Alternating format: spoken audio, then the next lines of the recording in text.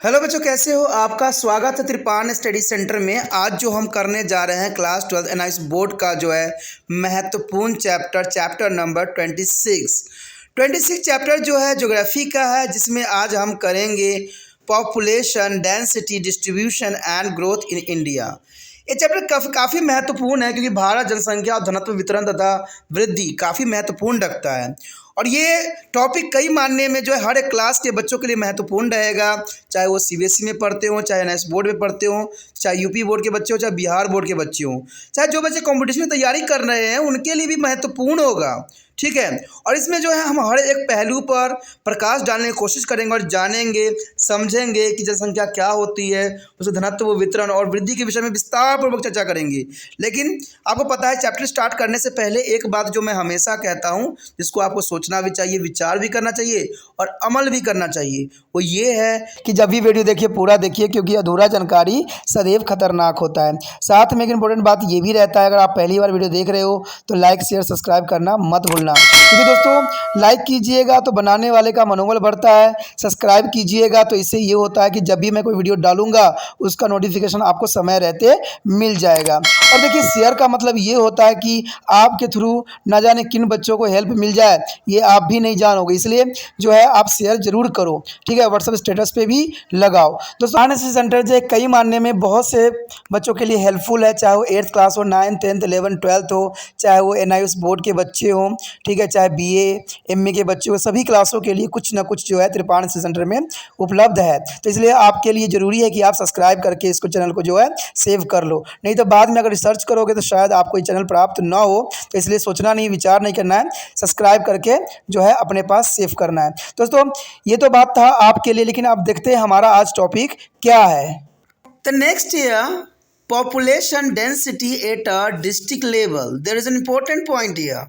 Population density at a district level.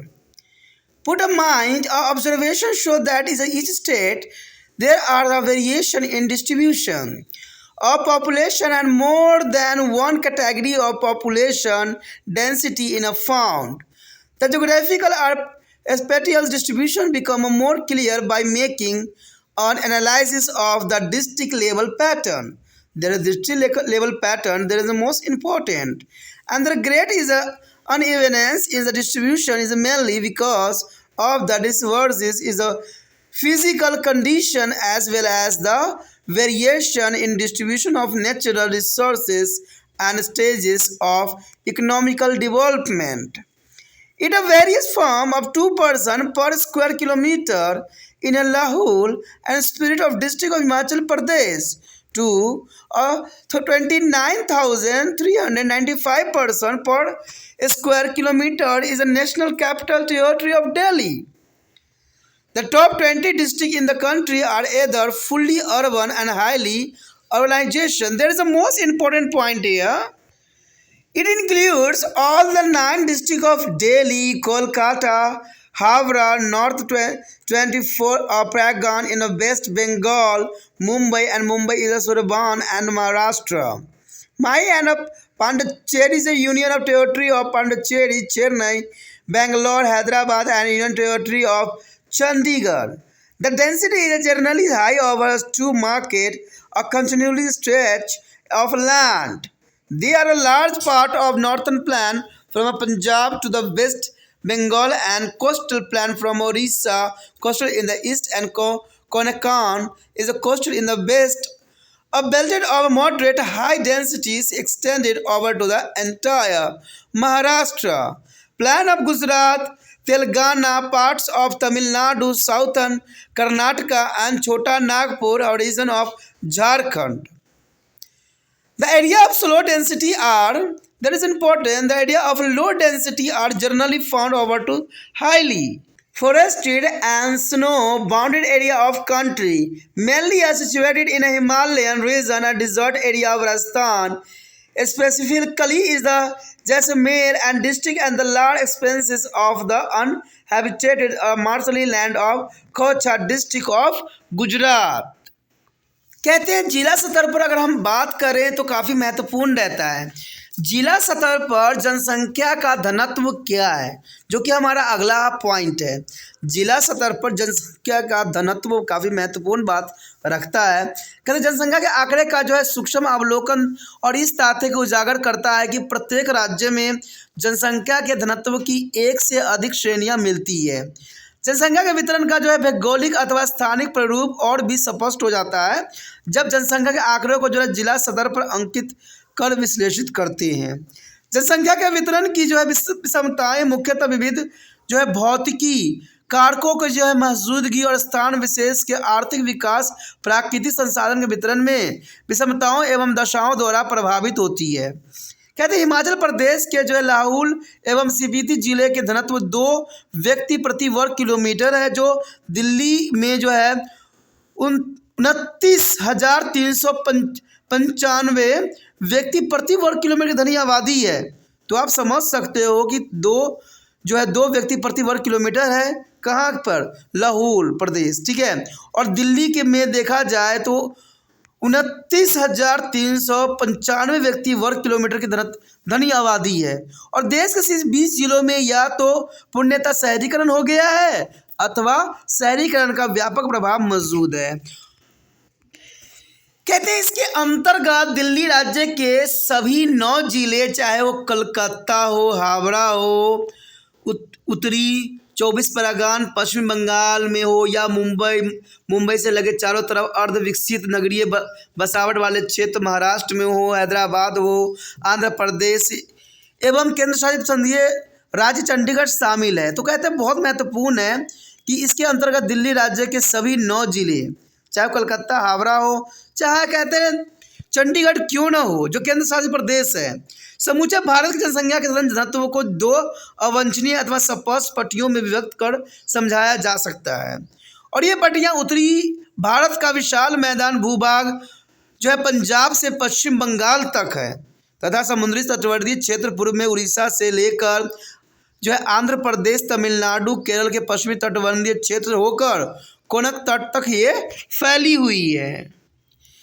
एक माध्यम जो है उच्च घनत्व की पेटी जो है संपूर्ण महाराष्ट्र, गुजरात के मैदानी भाग, तेलंगाना, दक्षिण कर्नाटक तथा झारखंड के छोटे नागपुर क्षेत्र को शामिल करता है। कहते हैं निम्न घनत्व के क्षेत्र जो है सामान्यतः देश के पर्वतीय क्षेत्र जैसे वनाच्छादित, हिमाच्छादित क्षेत्र अथवा राजस्थान की शुष्क एवं मरुभूमि में पाए जाते हैं। और ये क्षेत्र मुख्यतः हिमालय के अधिकांश भाग, राजस्थान के मरुस्थलीय इलाके, जैसलमेर, बाड़मेर, बीकानेर इत्यादि तथा गुजरात के कच्छ के रण के अंतर्गत आते हैं, जो कि काफ़ी महत्वपूर्ण है।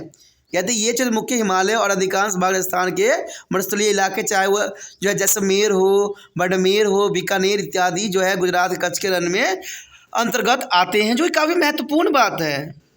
The next topic is the most important here, growth of population. The growth of population here is the most important topic. The growth of population in a regions are depend upon to the fertility, mortality and migration. Fertility are the birth rate is a measuring in the term of total number of live birth per thousand population per year. You know that there is the most important here. The growth of populations is a reason depend upon to the fertility, mortality and migration. Fertility or their birth rate is a measuring in the term of total number of live birth per thousand population per year. And generally the fertility rate is affected by the various social, economical and demographic factor here. That is the most important point.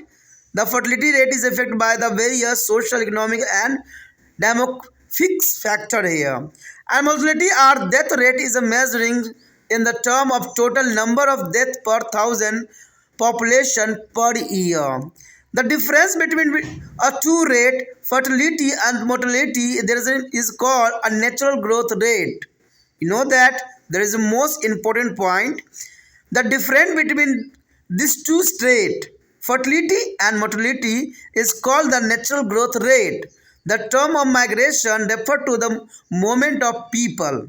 The migration here refers to a movement of people from one place to another.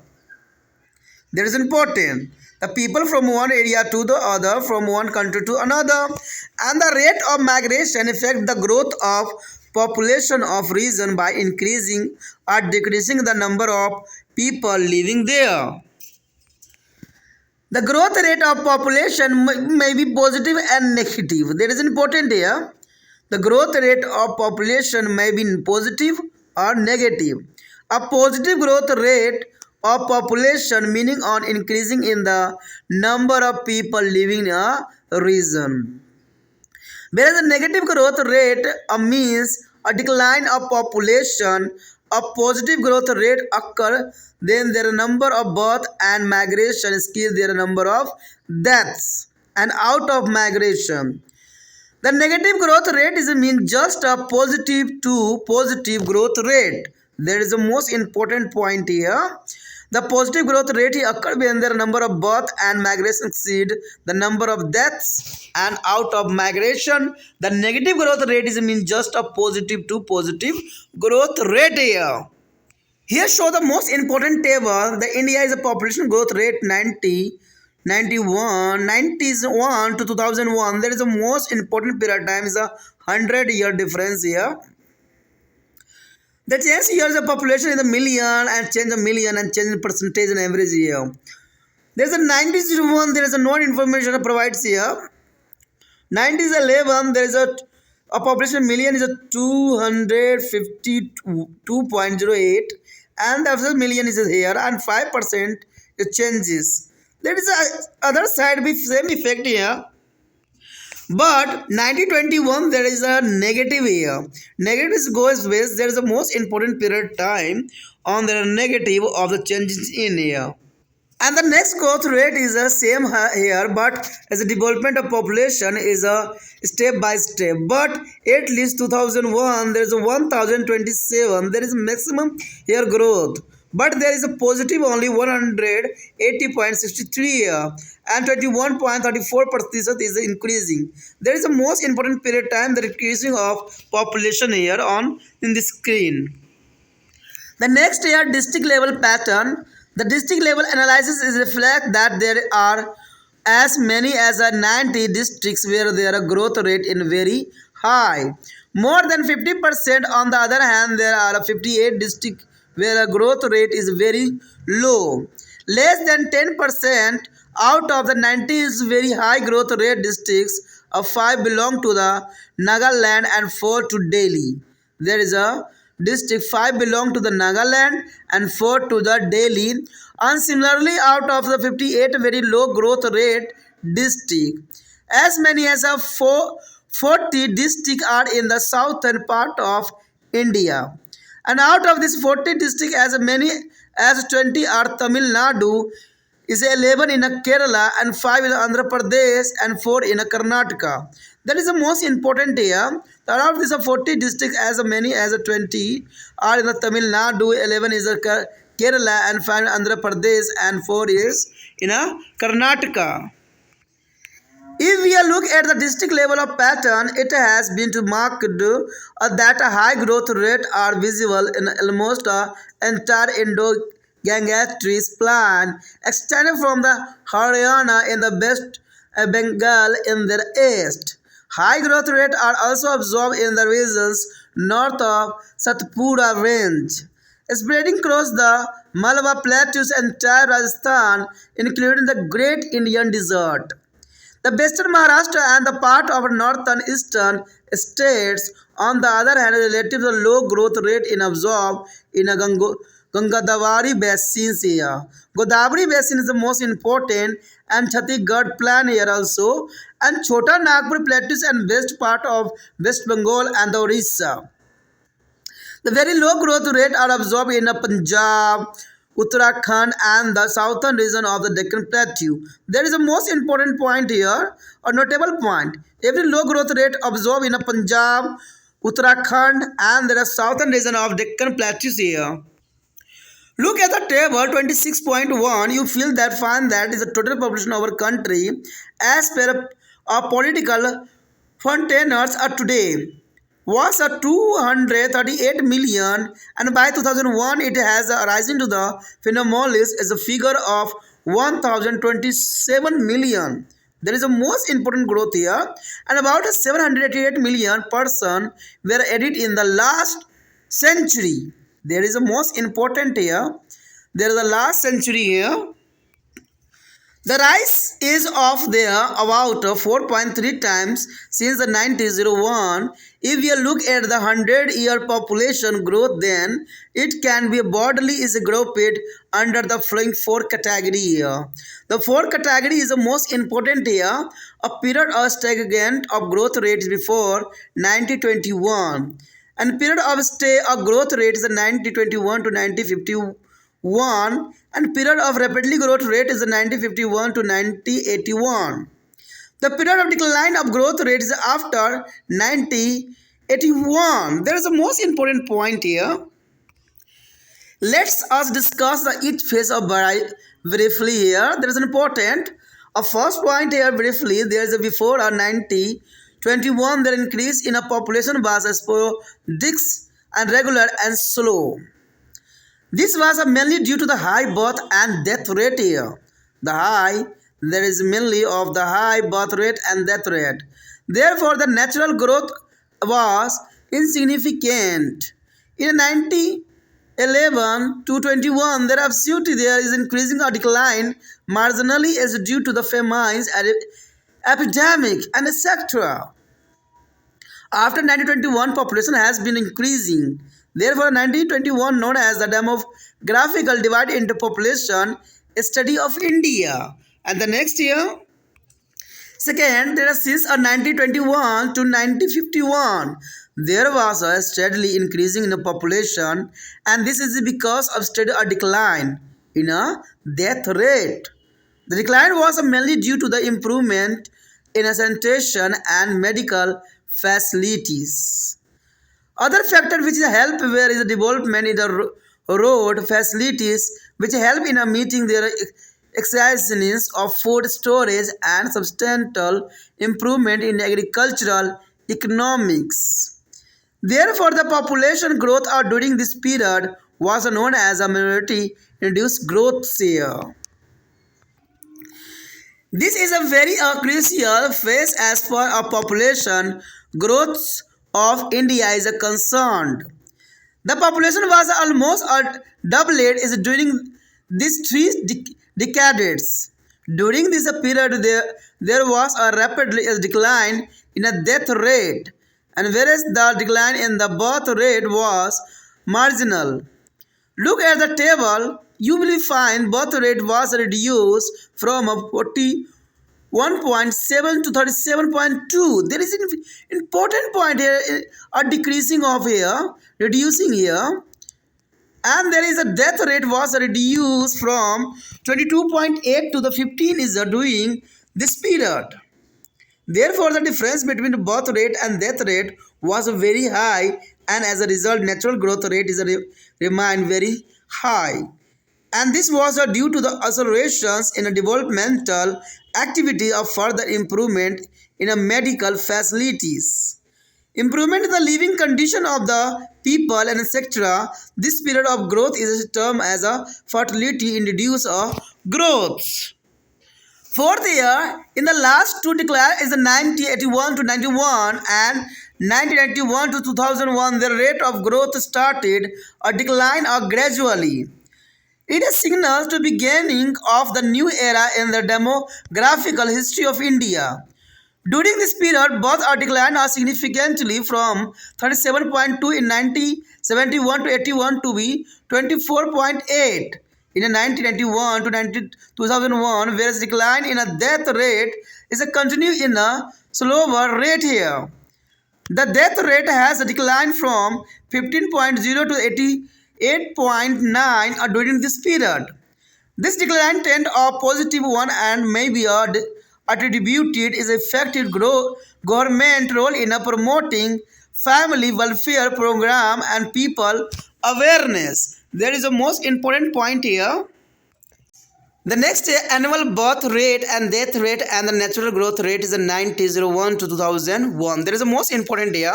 And declared there is a time period and there are birth rate per thousand and death rate per thousand, natural growth per thousand and natural growth in a percentage. You know that there is a most important here show on 90, 11, 21. This period times here equal to the both birth rate and death rate is equal. There is a only natural growth rate here 1000 is 0.9 and natural growth is a percentage 0.09. There is a most important here. And the next here is important on here. There is a 90, 41 to 51. There are 39.9 is the birth rate. But here a death rate per thousand is a decrease. There is the only natural growth per thousand is a 12.5. The 9031 is a natural growth rate is a per thousand is a 14. That is the most important. The next year, and the most important here, our birth rate and death rate is a increasing is a time to period to time. You know that there is a most important here growth here. Maximum growth is here noted down to the 48.1. That is important. And the death rate also is increasing 47.2. But notable here is important. 1991 to 2000 there are 24.8 is a birth rate, but death rate is a very decreasing is a 8.6. There is a most important here. Important here percentage 1.60. The important in this table there is more important information here.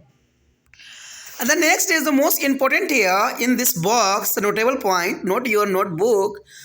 Here the point is important. The growth rate of population is a function of fertility, mortality and is a migration. And different between to fertility and mortality rate is called natural increasing of population. You know that I am repeat again. The growth rate of population is a function of fertility, mortality and migration. And the difference between the fertility and mortality rate is called natural increasing of population. And second here, the population of India has been increasing steadily is a sign 90-21. The major factor is responsible for it has been a very rapid decline in a death rate. अगला जो है हमारे समक्ष आया है जनसंख्या की वृद्धि। देखिए जनसंख्या की वृद्धि की बात करें तो इसमें दो ही चीज़ जो है काफ़ी महत्वपूर्ण स्थान रखता है, एक जन्म दर और एक मृत्यु दर। कहते प्रवास की बात बाद में हम करेंगे, लेकिन जन्म दर और मृत्यु दर जो है जनसंख्या वृद्धि को काफ़ी प्रभावित करता है। और यही पॉइंट दर्शा रहा है कि जनसंख्या की वृद्धि के अंतर्गत कैसे हो सकता है। किसी भी क्षेत्र में जनसंख्या की वृद्धि वहाँ के जन्म दर और मृत्यु दर और प्रवास पर निर्भर करता है। ठीक है कि जन्म दर और मृत्यु दर काफ़ी मायने रखता है। जन्म दर के प्रति वर्ष प्रति हजार जनसंख्या का जो है जीवित बच्चों की संख्या से गणना की जा सकती है। यानी एक डेफिनेशन भी हो सकता है आपको जन्म दर की कि जन्म दर को प्रति वर्ष प्रति हजार जनसंख्या पर जीवित बच्चों की संख्या की गणना की जाती है। और इस प्रकार मृत्यु दर को किसी क्षेत्र में प्रति हजार व्यक्तियों में से प्रति वर्ष मरने वाले व्यक्तियों की संख्या से गणना की जाती है। तो ये दोनों जो है आपके जन्म दर और मृत्यु दर के बहुत ही अच्छा जो है परिभाषा है, बहुत ही अच्छा उदाहरण है। तो आप इसको अच्छे से नोट भी कर सकती हो। साधारणतः विभिन्न सामाजिक आर्थिक जनसंख्या के जो आयुगत ढांचे का प्रभाव जन्म दर पर बहुत पड़ता है। तो ये काफ़ी महत्वपूर्ण है कि सामाजिक आर्थिक एवं जनसंख्या के आयुगत ढांचे का प्रभाव जन्म दर पर अधिक पड़ती है। और जन्म दर तथा मृत्यु दर के अंतर को जो है प्राकृतिक वृद्धि दर भी कहा जाता है। यानी जन्म दर और मृत्यु दर के जो अंतर आते हैं उसे हम प्राकृतिक वृद्धि दर भी कह सकते हैं।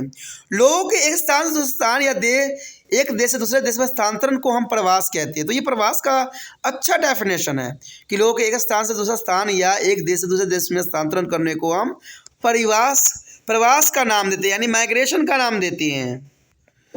जनसंख्या प्रवास की दर उस क्षेत्र में रहने वाले जनसंख्या में व्यक्तियों की संख्या बढ़ते या घटने से जो जनसंख्या वृद्धि दर को प्रभावित करता है। तो ये जनरल सी बात है, अगर प्रवास होगा तो जनसंख्या जरूर डिफरेंस बनेगी। अब देखिए यही डेफिनेशन कि एक देश से दूसरे देशों में जाकर बसने की प्रक्रिया जनसंख्या प्रवास कहलाती है। तो आप समझ गए होंगे कि एक देश से दूसरे देश में जाकर बसने की प्रक्रिया को हम जनसंख्या के प्रवास कहलाती है। जनसंख्या वृद्धि दर को जो है धनात्मक या ऋणात्मक हो सकती है। देखिए जनसंख्या वृद्धि धनात्मक भी हो सकती है, ऋणात्मक भी हो सकती है, यानी पॉजिटिव भी हो सकती है, नेगेटिव भी हो सकती है, यानी उतार भी देख सकते हैं, चढ़ाव भी देखा जा सकता है।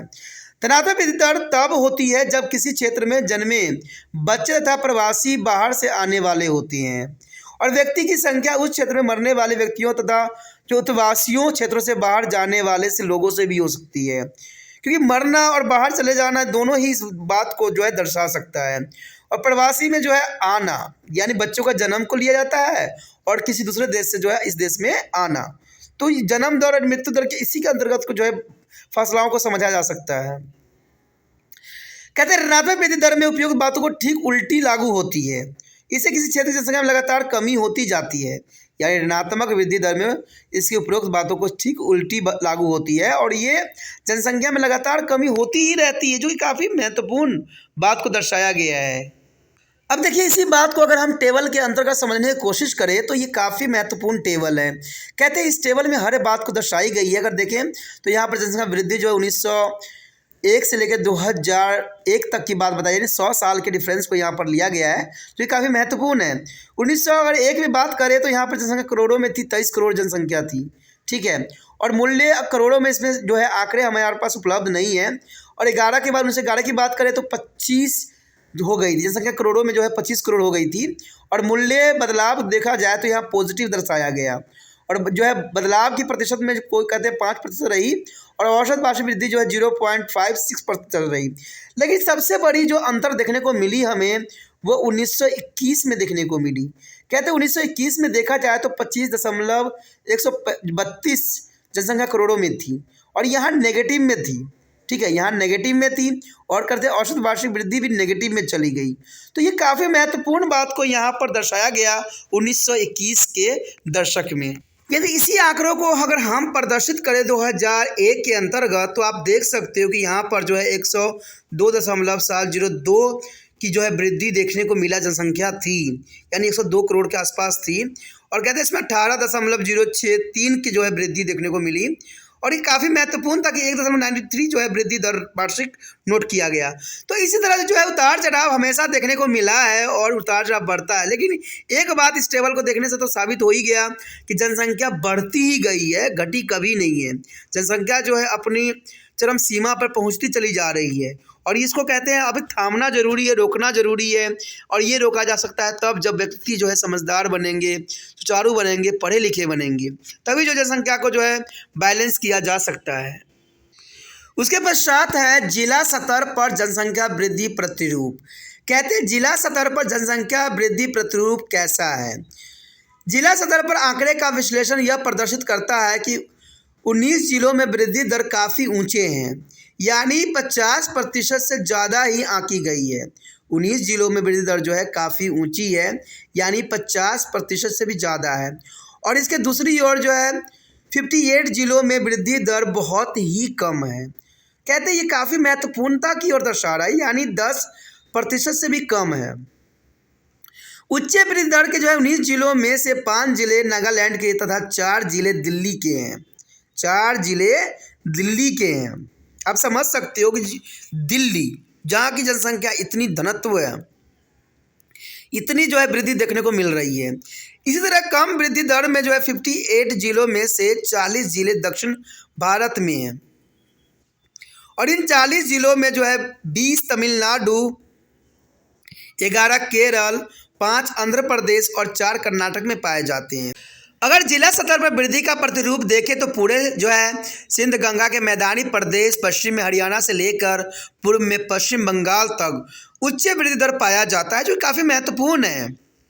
कहते हैं सतपुड़ा पर्वत श्रेणी से उत्तर की ओर मलबा के पठार तक विविध भारतीय मरुस्थल सहित पूरा राजस्थान जो है पश्चिमी महाराष्ट्र तथा उत्तर पूर्व राज्यों के भागों में उत्तर पूर्वी वृद्धि दर दर्ज की जा रही है। इसकी दूसरी ओर गोदावरी नदी घाटी, छत्तीसगढ़ का मैदान, छोटा नागपुर का पठार, पश्चिम बंगाल का पश्चिमी भाग तथा उड़ीसा में जो है निम्न वृद्धि दर अंकित की जाती है और काफ़ी निम्न वृद्धि दर जो है पंजाब, उत्तराखंड तथा दक्कन के जो है पठार के दक्षिणी भागों में पाई जाती है। तो ये काफ़ी महत्वपूर्ण है कि देखा जाए तो छोटा नागपुर के साइड जो है काफ़ी जो है निम्न वृद्धि दर को अंकित की गई है, चाहे पश्चिम भाग हो या उड़ीसा हो। लेकिन काफ़ी जो है अगर अब वृद्धि दर देखा जाए तो पंजाब, उत्तराखंड, दक्कन के जो है दक्षिण भागों में पाया जाता है। तो ये काफ़ी महत्वपूर्ण बात है। सारणी में हमने देखा कि आप पाएंगे कि हमारे देश आज की राजनीतिक सीमाओं के ही अंतर्गत है, क्योंकि कुल आबादी अगर देखा जाए सन 1901 में मात्र 23 जो है 84 करोड़ थी और वही सन देखा जाए यहाँ पर जनगणना के अनुसार यह संख्या 102.4 करोड़ हो गई। तो काफ़ी महत्वपूर्ण बात को यहाँ दर्शाया गया है, यानी पिछले 100 वर्ष में यह वृद्धि जो है 78.86 करोड़ की हुई और यह वृद्धि सन 2001 में अब तक जो है 4.3 गुना की है। अगर पिछले 100 वर्षों से जनसंख्या वृद्धि को दर को देखें सामान्यतः 4 निम्न वर्गों में रखा जा सकता है। पहली बात तो यही है कि गतिमान वृद्धि दर का काल जो है सन 1921 से पहले का है। गतिमान वृद्धि दर का जो काल है 1921 से पहले को आंका गया है। नियमित वृद्धि दर का जो काल है सन 1921 से जो है 1921 तक दर्शाया गया है और तीव्र वृद्धि काल जो है सन 1951 से जो है 1981 तक दर्शाया गया है और घटती हुई वृद्धि दर काल जो है सन 1981 के बाद को दर्शाया गया है। तो ये काफ़ी महत्वपूर्ण समय काल था जहाँ पर वृद्धि जो है जनसंख्या वृद्धि दर जो है कि उतार चढ़ाव देखने को मिला। आइए प्रत्येक काल के बारे में हम थोड़ा सा संक्षिप्त में जो है विचार रखें और जानने की कोशिश करें। कहते हैं सन 2021 से पहले जनसंख्या में वृद्धि यंत्र और अनियमित तथा मद थी और इसका मुख्य कारण जो था उच्च जन्म दर एवं उच्च मृत्यु दर था। अंत प्राकृतिक वृद्धि जो है नगण्य थी, यानी इसमें कोई वृद्धि देखने को नहीं मिलता है और सन 1911 से 21 के बीच मूल्य वृद्धि में थोड़ी कमी जरूर आई और इसका मुख्य कारण था अकाल, भूखमरी, महामारी इत्यादि घटित होना। तो इस समय काल में इन चीज़ों का दर्शाना इन्हीं चीज़ों की ओर इशारा कर रहा है और सन 1921 के बाद जनसंख्या बढ़ती ही रही और इसी कारण सन 1921 के वो भारत के जनसंख्या अध्ययन में जनसांख्यिकी विभाजन के रूप में भी जाना जा सकता है, जो काफ़ी महत्वपूर्ण है। दूसरा आंकड़ा यही प्रदर्शित करता है कि सन 1921 से लेकर 1951 तक जनसंख्या में नियमित वृद्धि होती रही और इसका मुख्य कारण था मृत्यु दर में नियमित हर्ष हो जाना, यानी मृत्यु दर का कम हो जाना। मृत्यु दर में हर्ष का कारण स्वच्छ तथा चिकित्सा में सुधार थी कि बहुत से चिकित्सा में जो है सुधार की गई, जिसकी वजह से मृत्यु दर बहुत कम गया। अन्य कारक जो था सड़क सुविधा का विकास हो जाना, जिससे आपातकालीन स्थिति में देश के एक भाग से दूसरे भागों में जो खाद्यान्न को पहुंचाने में मदद भी मिली, जिससे अकाल मृत्यु को रोका जा सका। यानी जो अकाल पड़ती थी जो है 1921-51 के बीच में अकालों की संख्या बहुत कम गई और इसके साथ ही कृषि अर्थव्यवस्था में भी काफ़ी सुधार करके इसके लिए जिम्मेदार थी। यानी कृषि में काफ़ी सुधार हुआ, इसलिए भुखमरी की समस्या भी उत्पन्न नहीं हुई। अंत इस काल में जनसंख्या वृद्धि जो है मृत्यु रोधक वृद्धि के नाम से जाना जाता है, यानी मृत्यु रोधक वृद्धि के नाम से इस समय काल को जानते हैं हम।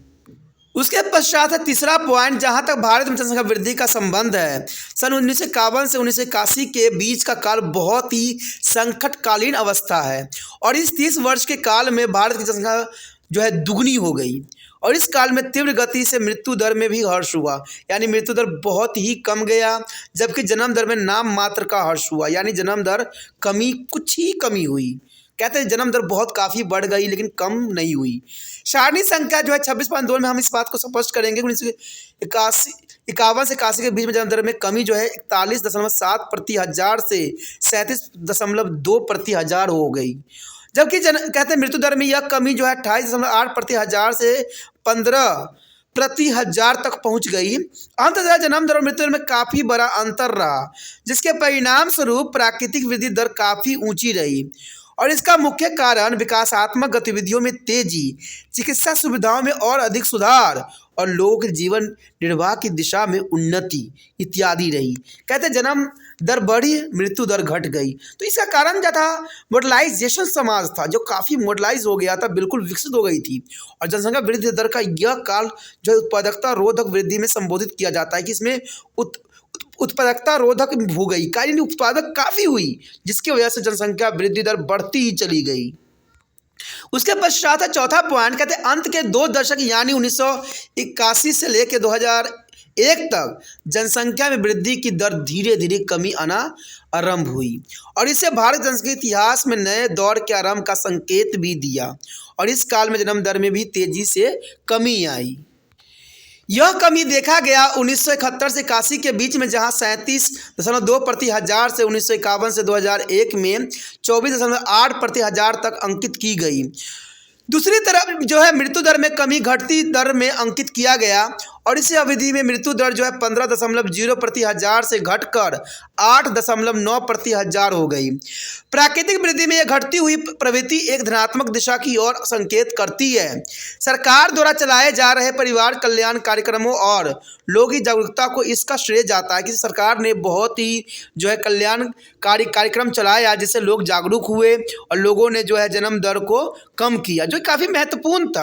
कहते हैं यहाँ पर जो हमारा अगला पॉइंट आया है वार्षिक जन्म दर। कहते हैं इसमें मृत्यु दर, प्राकृतिक जन्म दर, वृद्धि दर भारत जनगणना अनुसार 1901 से लेकर 2001 तक देखा जाए तो काफ़ी उतार चढ़ाव देखने को मिला। इसमें दशक जन्म दर प्रति हजार पर, मृत्यु दर प्रति हजार पर और प्राकृतिक वृद्धि दर प्रति हजार पर, प्राकृतिक वृद्धि प्रतिशत में। तो 1901 से 11 के बाद में देखा जाए तो 49.2 दशमलव जो थी जन्म दर थी और मृत्यु दर जो है 42.6 थी।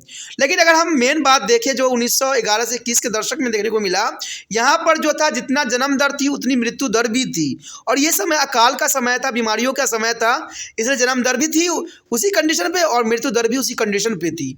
और यहाँ पर जो है प्राकृतिक दर में जो है बहुत कमी थी, 0.9% ही आपी गई। उसके पश्चात आगे हम अगर अंतिम दशक देखें 1951 से 2001 के दौरान तो कहते हैं यहाँ पर जन्म दर अधिक थी यानी 24.8 थी और मृत्यु दर जो थी बहुत कम गई। इन सब कारणों का क्या कारण था? ये कारण थी यहाँ पर जो है मॉडर्नाइजेशन समाज हो जाना और जो है चिकित्सा सुविधाओं का बढ़ जाना, इसका सबसे बड़ा जो है इसमें कारण बनी। तो ये काफ़ी महत्वपूर्ण बात था। आगे है जो कि नोटेबल पॉइंट है, इसको आपको नोट करना चाहिए, बहुत काफ़ी महत्वपूर्ण है कि जनसंख्या वृद्धि दर, जन्म दर, मृत्यु दर तथा प्रवास कारकों को कार्यात्मक परिणाम है और जन्म तथा मृत्यु दर के अंतर को जनसंख्या की प्राकृतिक वृद्धि दर कहते हैं, जो कि काफ़ी महत्वपूर्ण बात है। भारत की जनसंख्या सन जो है 1921 के लगातार तेजी गति से बढ़ती रही और इसके सबसे प्रमुख कारण था मृत्यु दर की तेजी से घट जाना। तो ये काफ़ी महत्वपूर्ण बात थी जन्म दर, मृत्यु दर और प्रवास के अंतर्गत। इसमें हम हर एक पॉइंट पे जो है विस्तार पर समझने की कोशिश किया और जानने की कोशिश किया। अगर ये पॉइंट आपको अच्छा समझ में आ गया तो जितना हो सके आपने तिरपान स्टडी सेंटर का हेल्प करना है और हेल्प करने के लिए कुछ नहीं करना है, यूट्यूब से लिंक को कॉपी करना है और व्हाट्सएप स्टेटस पे लगा देना है। जो बच्चे आपके लिंक में होंगे वो जरूर देखेंगे, जरूर समझने की कोशिश करेंगे और समझ जाएंगे तो कहते हैं एक अच्छा काम जो है जग कल्याण के रूप में देखा जा सकता है। ठीक है, अगर पहली बार वीडियो देख रहे थे तो चैनल को सब्सक्राइब कर लीजिए। अगर सब्सक्राइब नहीं कीजिएगा तो आने वाला वीडियो का नोटिफिकेशन भी नहीं मिल पाएगा और आगे जो है आप वीडियो का जो है लाभ भी नहीं उठा पाओगे। अगर सब्सक्राइब कर लोगे तो आपको इसमें बहुत से अपॉर्चुनिटी खुलेंगे। यहाँ पर प्लेलिस्ट बनाई गई है जहाँ पर आपको जो है 8th क्लास से लेकर MA तक के हर एक वीडियो उपलब्ध है। वहाँ पर आप सिलेबस के अंतर्गत देख सकते हो, चैप्टर के अंतर्गत देख सकते हो या आप क्लास के अंतर्गत भी देख सकते हो, जो काफ़ी महत्वपूर्ण है। अगर आपको कोई शिकायत है, कुछ कमेंट करना चाहते हो, कुछ बताना चाहते हो, कुछ सुझाव देना चाहते हो, ठीक है, कुछ बुराइयां बताना चाहते हो तो आप कमेंट कर सकते हो और कमेंट करना बहुत ही अच्छा रहता है। इससे जो है बनाने वाले का जो है मनोबल बढ़ता है और वो आपके लिए अच्छा से अच्छा कर सकता है।